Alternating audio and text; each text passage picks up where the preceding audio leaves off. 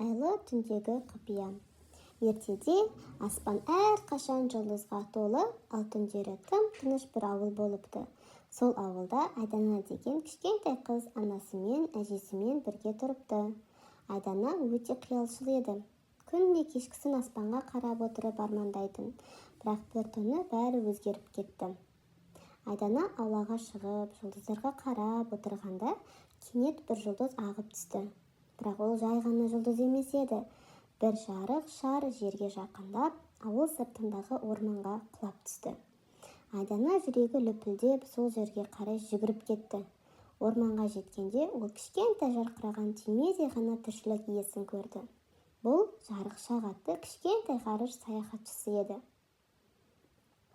«Сәлем», деді Айдана қорыққан күйде.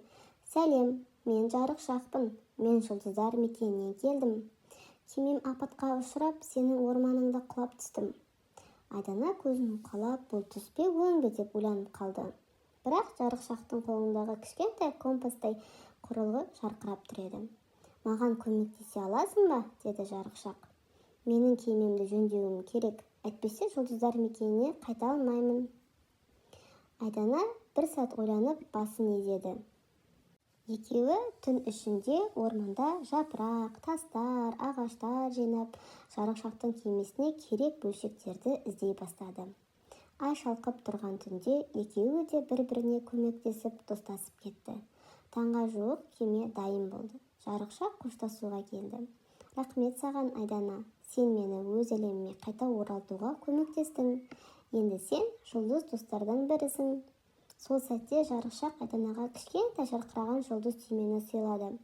«Бұл саған мені еске салып тұрады, ал бір күні көмек керек болса түймені бас, мен қайтып келем». Сол түні Айдана үйіне оралды. Аспан бұрынғыдан да жарқырап тұрды, ал жастығының астында кішкентай жұлдыз түйме жарқырап жатты.